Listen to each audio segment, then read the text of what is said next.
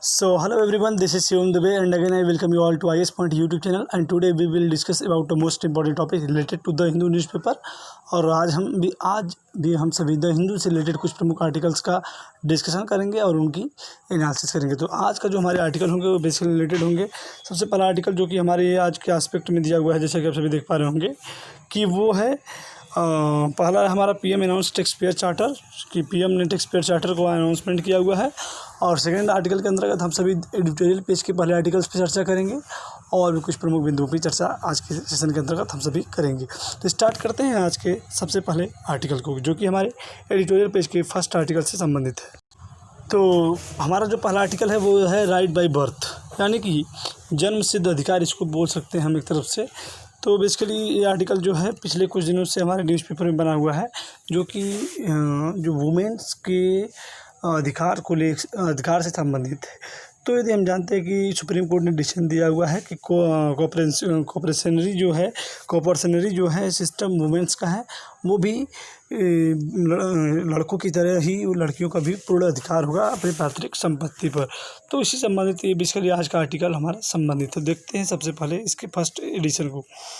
तो इसमें लिखा हुआ है कि SC decisions on cooperationary rights of women is in the line with the aim of ending discrimination। तो जैसा कि आप सभी देख पा रहे होंगे कि सुप्रीम कोर्ट ने डिसीजन दिया हुआ है ऑन कोऑपरेशनरी मतलब होता है आपका सहभागी। क्या होता है? सहभागी होता है आपका सहभागी, यानी समान रूप से भागीदारी। तो कोऑपरेशनरी मतलब होता है सहभागिता या फिर सहभागी। तो उसी के राइट से संबंधित ये आर्टिकल आज का हमारा बेसिकली रिलेवेंट है। तो ये पिछले कुछ दिनों से न्यूज़पेपर में आप सभी लोग इससे सभी एस्पेक्ट को ऑलरेडी जानते होंगे। हम सिर्फ इससे संबंधित कुछ मूलभूत पॉइंट्स का ही डिस्कशन इसके आर्टिकल में करेंगे। तो हम जानते हैं कि सुप्रीम कोर्ट ने डिसीजन दिया हुआ है और कोऑपरेशनरी राइट्स जो वुमेन्स का है उस पर अपना डिसीजन दिया हुआ है कि line with the aim of ending discrimination. और उसके इस डिसीजन के द्वारा जो डिस्क्रिमिनेशन था उसकी एंडिंग हो गई है। तो सुप्रीम कोर्ट ने डिसीजन दे दिया है कि अब महिलाओं का भी वो अधिकार अपनी उनकी पैतृक संपत्ति पर होगा। तो the latest decision of the supreme court on the right of the Hindu daughters to ancestral property correct and obvious anomaly in the interpretation of crucial 2005 amendment to the Hindu Succession Act to 1956। देखिए, दो तीन बातें इसमें नई हैं जो हमें मालूम होना चाहिए। कि पहली बात तो जो लेटेस्ट डिसीजन आया है सुप्रीम कोर्ट के द्वारा, आप जानते होंगे कि वो किसके ऊपर है? Right the Hindu daughters, Hindu जो भी डाटर्स हैं, हिंदू धर्म की जो भी महिलाएं हैं उनसे संबंधित है। उनकी जो एंसेस्ट्रल प्रॉपर्टी है, एंसेस्ट्रल मतलब होता है पूर्वज, यानी कि पैतृक संपत्ति जो होती है उस पर करेक्ट उसको सही किया है। एंड ऑब्वियसली मतलब होता है संभवतः जो भी है। एनोमली मतलब होता है विसंगति। क्या होता है? विसंगति। तो विसंगति in the interpretation of crucial 2005 amendment. तो यदि हम बात करें कि सुप्रीम कोर्ट का जो ये डिसीजन हुआ है किस पर हुआ डिसीजन?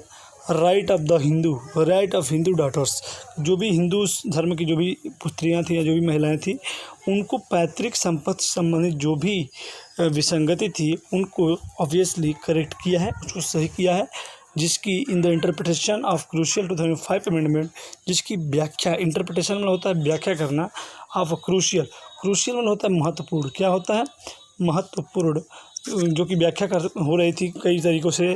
जैसे कि 2005 का जो अमेंडमेंट हुआ था कि द हिंदू सक्सेशन एक्ट 1956 की जो द हिंदू सक्सेशन जो एक्ट था, यानी कि हिंदू उत्तराधिकारी जो अधिनियम 1956 था, उसके बाद उसमें अमेंडमेंट हुआ 2005 में। और भी जो भी सिस्टम थे उनके द्वारा जो व्याख्या की जाती थी कि जो डाटर का जो अधिकार है एंसेस्ट्रल प्रॉपर्टी पर, उनको ऑब्वियसली जो भी उसमें जो भी विसंगतियाँ थी उसको सुप्रीम कोर्ट ने अपने निर्णय के द्वारा करेक्ट किया है और सही कर दिया है। तो the verdict settle the questions whether the coparcenary rights of daughters comes into effect only if the father through whom they claim that right was alive on the day the amendment come into the force। तो basically यदि आप इस statement की बात करें तो जो verdict थी, जो ये घोषणा थी या जो भी भविष्यवाणी थी, सेटल द क्वेश्चंस वेदर्स, दो कोपर्सनरी, कोपर्सनरी मतलब होता है आपका सहभागी, क्या होता है सहभागी, जो भी सहभागिता का जो ये राइट था, तो जो कोपर्सनरी राइट था डाटर्स का वो इफ़ेक्ट में आया।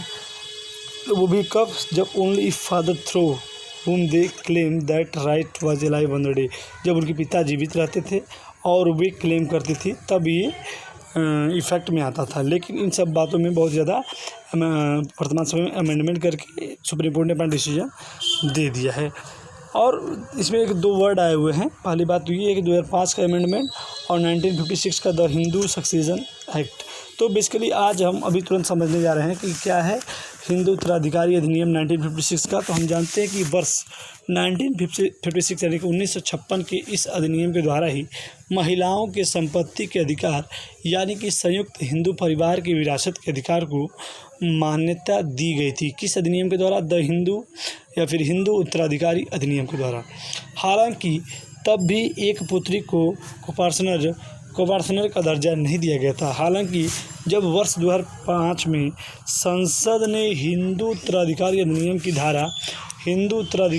की जो 1956 की जो धारा थी, कौन सी धारा? धारा 6 आपको याद होनी चाहिए।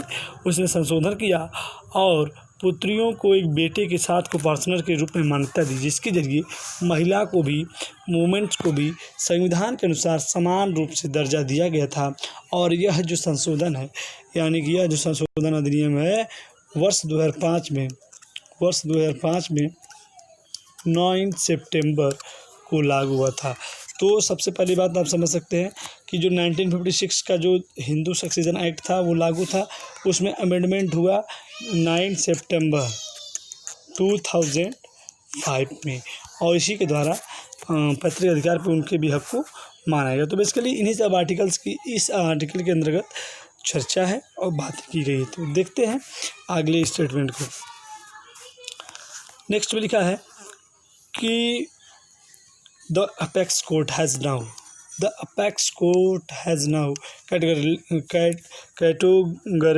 categorically ruled that the daughters' right flow from their birth and not by any other factors such as existence of their fathers।